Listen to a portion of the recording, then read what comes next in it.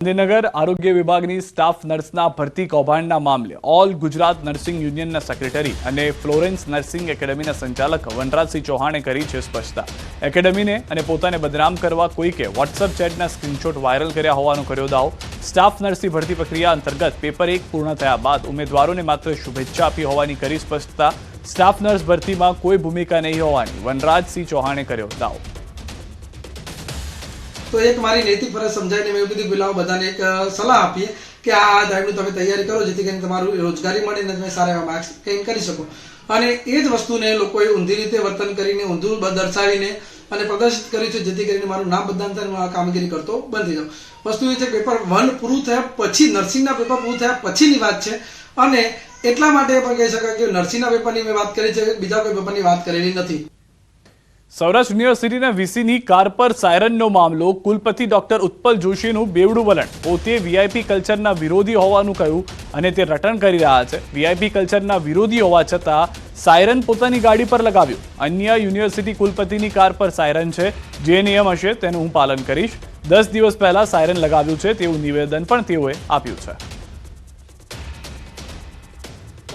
રૂલ્સની અંદર જણાવ્યા મુજબ એ પ્રકારનું વાહન ઇમરજન્સી પ્રકારનું વાહન કહેવાતું નથી.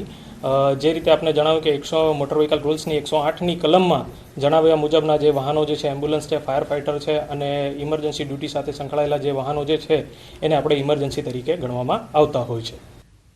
ભરૂચની નેત્રંગ આદર્શ નિવાસી શાળાના આચાર્ય શિક્ષકોની તાત્કાલિક બદલી માહોલ ગરમાયો છે.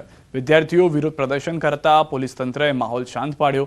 નેત્રંગ તાલુકા મથકે કાર્યરત આદર્શ નિવાસી શાળાના આચાર્ય હેમંતકુમાર વસાવા અને સહાયક શિક્ષક હિમાંશુ જોશી, ગીતાબેન વાઘેલાના વચ્ચે લાંબા સમયથી આંતરિક તકરાર ચાલતી હતી અને સમગ્ર મામલે સમાધાન ન થતા આદિજાતિ કમિશનરે આચાર્ય હેમંતકુમાર વસાવાની તાપી અને ગીતાબેન વાઘેલાને આદર્શ નિવાસી શાળા ઉકાઈમાં તાત્કાલિક અસરથી બદલી કરી દીધી હતી.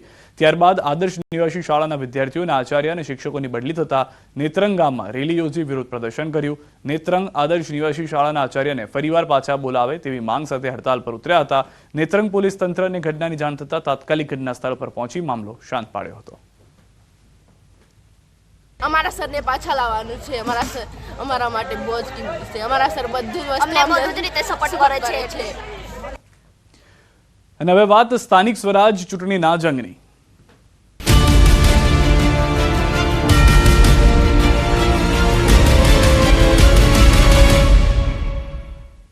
ગુજરાત હાઈકોર્ટ દ્વારા ભાણવડ નગરપાલિકા ચૂંટણીને પડકાર આપતી અરજી ફગાવાઈ છે. આમ આદમી પાર્ટીના 3 ઉમેદવારોએ નગરપાલિકા ચૂંટણીમાં તેમની